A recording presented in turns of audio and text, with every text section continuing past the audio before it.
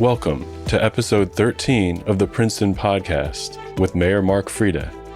In this episode, Mark caught up with Tay Walker, Chief Executive Officer of the Princeton YWCA, currently celebrating their centennial. Tay also discussed the YWCA Princeton Burke Foundation Early Childhood Development Center, the Breast Cancer Resource Center, and the upcoming Tribute to Women Awards. So without any further introduction, let's join our host, Mark Freda, and his guest, Tay Walker, for episode 13 of the Princeton Podcast. Tay, thank you for joining us today. You are very welcome. Thank you so very much, Mayor Freda, for having me today in the YWCA Princeton. Thank you. Sure. So let me start with, I think your 2-year anniversary with the YWCA is coming up. And yes. What's it been like, right? I mean, you've had to deal with COVID and everything, so a lot of challenges starting out. Oh, yes, absolutely. A lot of challenges. That's an understatement. I started my tenure at the YWCA Princeton on June 1st of 2020. So, of course, this was a very, very challenging time because it was very early during the pandemic, as well as the racial reckoning of 2020 as well in May 2020 and throughout that summer. So one of my very first major tasks when I first joined the organization was I had to work with my leadership team as well as our board to determine whether or not we would be able to open our child care center for working parents in our area. That was very challenging, especially early on in the pandemic, but we did it. And we were one of the first child care centers in our area to reopen during the pandemic. So I'm very proud of that accomplishment. Yeah, that was not an easy thing, and especially at that early on, right? Because there was so much question as to what was the right thing to do and how to do it. But yes, absolutely. Well, Tay, I guess one thing that would help people that are listening is, what, in general terms, what are some of the overall services that the YW provides?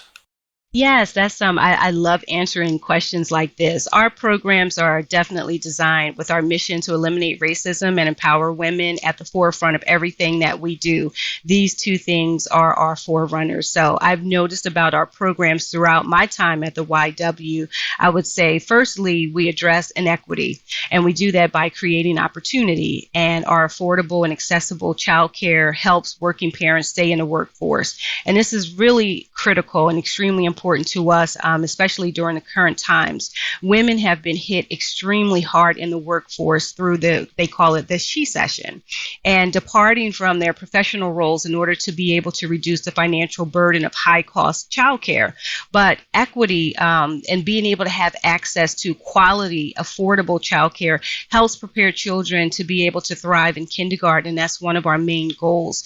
We want to be able to help children be able to reach their developmental milestones and be able to diminish the achievement gap.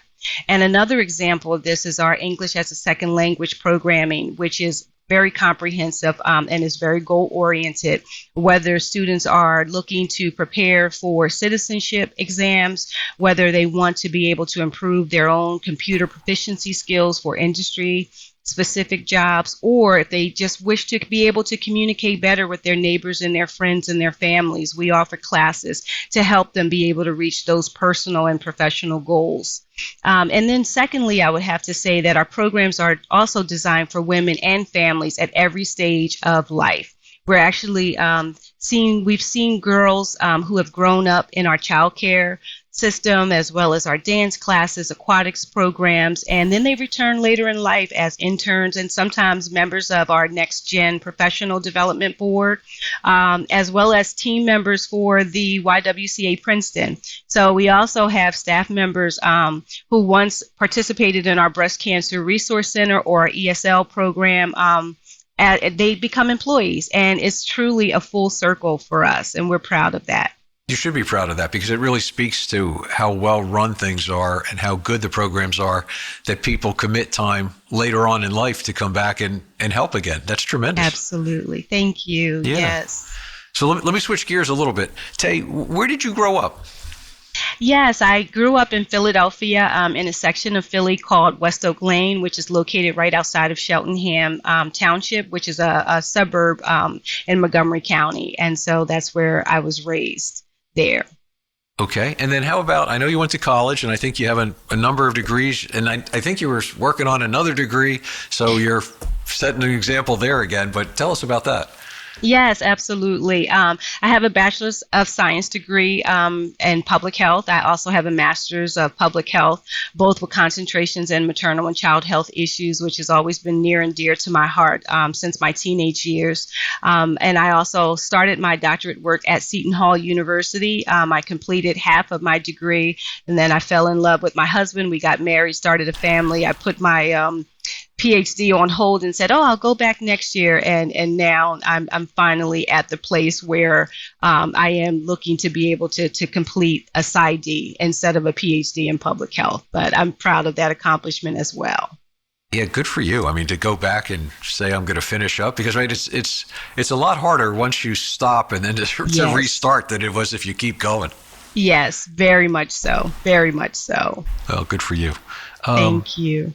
Oh, one more question about before I ask you more about the YW itself. So, I mean, obviously, you've been here almost 2 years, so you must have been somewhere before you came to the YW. So, could you kind of share like some of the other stops along your journey here? Absolutely, absolutely. Some of the proudest work that I have had, I've worked for several large urban federally qualified health centers. One was located in Camden City, the other in Newark. And then I've also worked at several hospitals in southern New Jersey. I've also worked my very first job out of college was I worked at Planned Parenthood as a reproductive health care center assistant. I did that for I guess probably about off and on for about 2 years because I was passionate about the work. And then my first job over here in New Jersey, I worked at an outpatient cocaine treatment center, which was a part of Hahnemann University Hospital. I did that for 3 years. That was a 5-year research project that was funded by NIDA.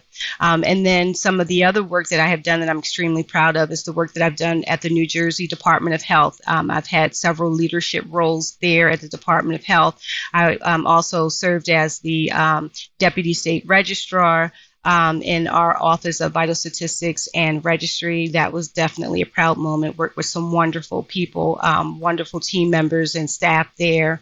I've also been a president CEO of a healthcare center in central New Jersey. I did that for 4 years. And then I've also worked as an executive director at a licensed adoption agency in southern New Jersey. I did that for 2 years as well. And so I've definitely done so much, but the majority of my work has definitely been in maternal and child health issues, family health, but also within social justice and being able to make sure that the rights of everyone should have a seat at the table. And so a lot of my work has also surrounded that, being able to give a voice to the voiceless. And so I'm proud of that as well. That is an amazing list of your experiences, and wow, what a knowledge base you must have. That is incredible. That is tremendous.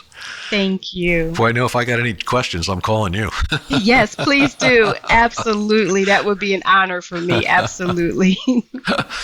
So let me jump back a little bit to the YW. So, I hear that it's kind of rare to have a YW and a YM on the same property. So how does that arrangement work? Absolutely. That's a great question. And we actually intend to cover the history of our relationship with the YM in an upcoming video for our centennial anniversary. We are so proud and excited. We are celebrating 100 years in the Princeton community. So it all started back in 1949. The YM and the YW came together to form a committee to be able to discuss plans to build a shared program space to meet the needs of the growing membership at that time. And then throughout the decades, we have collaborated with the YM fairly often, and there's always been some overlap between our programming. So our predecessors saw it as a great opportunity.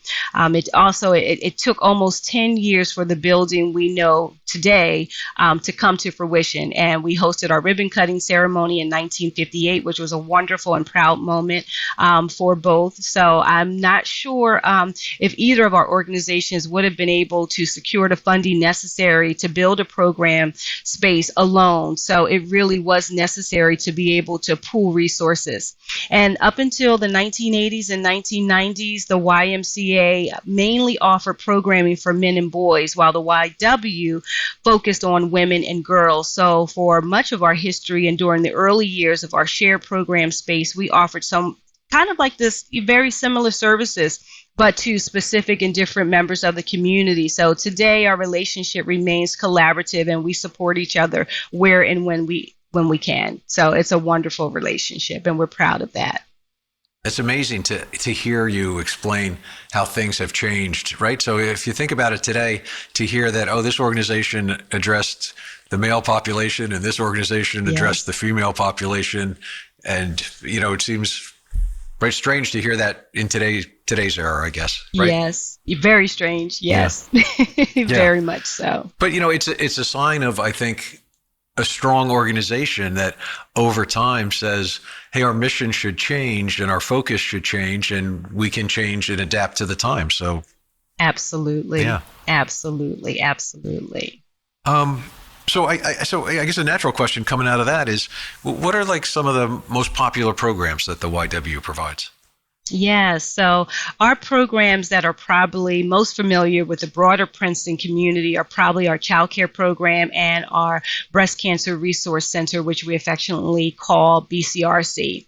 And overwhelmingly, when new families enroll in our program, we're told that they were referred by either friends or coworkers or neighbors. And so I'm glad our program not only is not only recognized, but recommended as a resource in the community. And so that's extremely important for us to know, and it definitely makes us proud. Our Breast Cancer Resource Center, I think it is also well known. Every October, Princetonians can spot our pink bows for Breast Cancer Awareness Month, and we're so fortunate to have community partners that help us to spread the word about our services, and then to also help us raise funds to keep them accessible. 1 in 8 women will be diagnosed with breast cancer in her lifetime. So it's imperative that we increase the community's awareness of our support services, because we want to reach as many, but we also want to be able to be there for anyone that needs us. We want to be able to be there to provide that service and access. And that is a tremendous service, right? I mean, yes, to provide that. Absolutely. Absolutely. Yeah. So Tay, where do you think the YW is going to go, or what are some of its, I guess, aspirations or goals over, let's say, the next 5 years? Oh, absolutely. I'm so glad that you asked that. As I'm sure you've noticed, we talking about our history a lot over, recently, right? Because it's our centennial. But I'm also really excited for our future. So thanks to a grant from the Princeton Area Community Foundation, we have plans to conduct a community needs assessment. And this is critical for us. This will help us to be able to ensure that the programs not only advance our mission of eliminating racism and empowering women, but also that it centers our existing and future programming on meeting the true needs of the community we're serving that they identify. And so that's definitely this is a high point for us. And so we're looking forward to being able to get that work done. We should be starting in March. It's about a 6-month process. And so we should finish in September, but we're extremely grateful and thankful to PACF for that opportunity for us to do that. It's a capacity building grant. Yeah, it's there's another great organization that is involved in so much in town and in the greater areas, the Princeton Area Community Foundation. So they're amazing. Yeah. So anyway, good to give them a quick shout out. Absolutely. So Tay, here I am, Mr. Princeton resident, and I'm just wondering, how do I keep up to date with what's going on with the YW? What are the different ways that I could possibly do that? Absolutely. I would say definitely follow us on social media. We're on Facebook, Instagram, LinkedIn, and Twitter at YWCA Princeton. You can also visit us online at ywcaprinceton.org to learn more all about our organization. And then you can also sign up for monthly e-newsletters. And we love being able to keep all of our followers up to date with our programming and special things that we offer throughout the course of the year. Okay, so pretty much they can go to your website and figure out how to do the newsletter, and then I guess you have links to everything else. And okay, so a lot of social media people can just I'm trying to think of the right wording, but like, on Instagram or whatever, they could follow you and. Oh, yes. Mm-hmm. Right. Definitely. So, you were mentioning the BCRC, and I guess in that component, as far as social media goes, so they rolled their social media into the overall YW social media recently, I think. Yes, yes. And they've always, BCRC has always been a part of the YWCA as one of our major programs. And before they were located off campus. And then last year we brought them back on campus last September, and which was actually wonderful because everything, we were able to brand everything, do all of the fundraising all through our development department, which, again, for branding and consistency, it's been a wonderful, wonderful joint process and joint projects. Good. So let me ask you, since COVID is still a concern and will be for a while, is the YW, do you provide services now? Are they in person? Are they hybrid? How are you doing all that? It's a combination. So our child care program is in person and has been since the summer of 2020. We also follow extensive safety protocols. Other programs like our Breast Cancer Resource Center and English as a Second Language remain virtual at this time. And I'm so proud of the impactful work being done in both of these programs. They've really adapted to meet the needs of the community and the program participants in a safe and responsive way. Got it. So here's a question that's probably important to you and when you reach out to people. So, I mean, you guys are a very worthy nonprofit without a doubt. But so how should people in the community in the general area support you? What are the different ways they should try to do that? Excellent question. We're really thankful for the continued support of all of the community members. And there are so many ways people can make a difference. As I mentioned, the number one way people can find out about our child care program is word of mouth. That's how they generally find out. So whether you have a friend who needs child care, whether you have friends or family members who need ESL classes or is newly diagnosed with breast cancer, just telling them about our programs make a huge difference. We also have volunteer opportunities like tutoring, ESL, or supporting our BCRC's educational outreach. And then lastly, making a donation really furthers our ability to be able to provide and continue to provide our programs and services. So we offer scholarships and sliding fee scales throughout our programs, and donations help keep our programs accessible to everyone. That's great. That's good to know. I always like to share that message with everybody because, yes. Look, there's a lot of different organizations in town that people could support. Yes. But, yes. We just want to make it easy for people to figure out how to support everybody. That is wonderful. Thank you. Yeah. Yes. So I know we've mentioned COVID through a couple of the other questions, but, and I know with some nonprofits, COVID has impacted delivery of services, it's impacted income, it's just had various impacts. So yes, not asking you to repeat what you've already said, but since it's a question on my list, I'm still going to ask it. So how has COVID impacted the YW? Absolutely. I love answering those questions. And sometimes there's so many different ways to answer the same question. Our community members are still deeply impacted by COVID-19. When we're so thankful to our community partners who have helped us offer comprehensive resources to families that are in need in the community. And we do this from our annual St. Nicholas project that secures toys and groceries for families during the holidays, to collaborations with Mercer Street Food Bank to make sure that participants have access to fresh and healthy food. It is also still a very difficult time for immunocompromised women at the Breast Cancer Resource Center. And so our peer-led support groups and healing arts programs have been lifelines for newly diagnosed women. We've seen an influx of newly diagnosed women, which experts predicted because COVID-19 delayed so many annual mammograms and just regular routine screenings.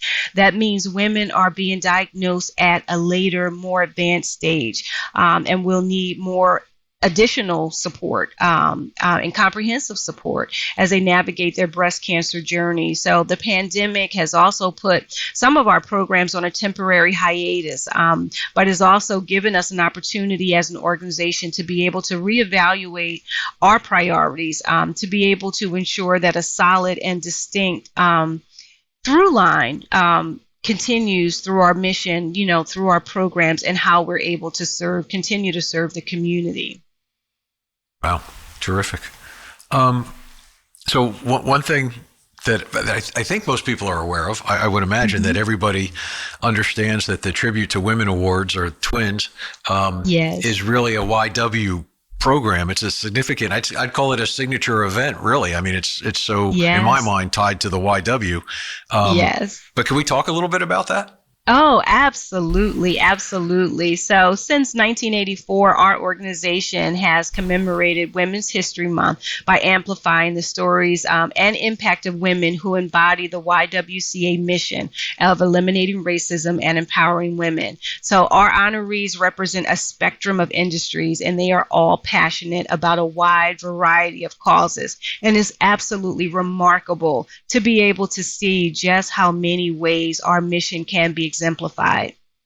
And so we're so excited. We'll be hosting our 2022 Tribute to Women Awards virtually on Thursday, March 31st. And the tickets and the advertising and sponsorship opportunities are all available at ywcaprinceton.org/tribute. And so we also have the bios of all of our honorees. So it's great. It's just a wonderful and a great opportunity to learn more about them and their impact in our community on the state level and beyond. So it's just an exciting time for us to be able to honor all of our honorees. Right, and I guess as you said, you have the bios for everybody on your website. So I would encourage people to go to your website and see who the honorees are, because what a great way for everybody else in the community to support not just the YW, but to support the honorees. Because see who there, and absolutely buy a ticket and attend the event. I mean, it's a great event. Absolutely, it is an amazing event. Definitely. And I'm excited. I can't wait. We did it on Remo last year. It was absolutely fantastic. We received so much feedback, just, of attendees who said this has been the best tribute event that I have ever attended. Because in the past, when you're in person, everything is longer. So it would be like almost 3 hours. And so everything really last year was tailored, specifically the program was just tailored completely. And so everything was on point and on purpose. And so we were extremely proud of it, but also very happy to hear that our attendees really loved the event and loved the programming. Yeah, well, which is tricky when you take what used to be a live event and make it virtual to keep it meaningful, but also have it, you don't want to just fluff it up and say, well, I'm going to make it as long as the live event was. And then people are hanging on there going, oh, come on, what are you doing to me? So yes. And, regarding like event logistics for us, we use, like I said, we use that excellent platform, which is called Remo. And so it also includes opportunities for virtual networking before and after the awards. So there's also a live chat throughout the event. And Riverview Studios does a fantastic and absolutely fantastic job of producing our pre-recorded remarks. So our honorees, their interviews, the award acceptance, and because it's a virtual event, we're able to really significantly reduce our ticket prices, which also is important, which makes this event even more accessible, which we're committed to being able to do. And all of the proceeds support our organization's mission and our programs. And so this event is truly one of my favorites, and I guarantee it'll be impactful to anyone who attends. So we're going to remind everybody that they can go to your website and still register and still get their ticket and still support the YW. Yes. That's great. Yes. So, one thing, question that just popped into my mind. The Bromwell House, the red house behind the traditional YW brick building, that's used by the YW also, isn't it?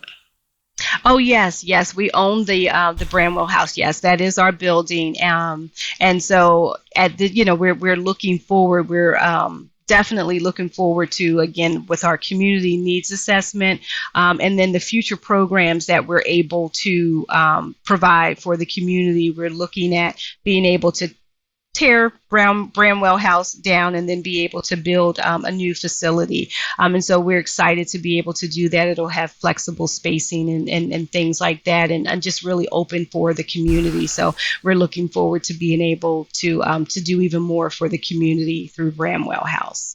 Yeah, so it's interesting. One of the reasons I brought it up is that I actually knew Jerry Bramwell. And he, so I've been here forever, so I won't say exactly how long that's been, but it's been a pretty long time. But I used to work in high school. I used to work at a stationery and office supply store on Nassau Street, and Jerry used to come in there all the time. And he was a great guy. He very friendly. We'd talk to him. He'd talk to everybody in the store. You see him around town.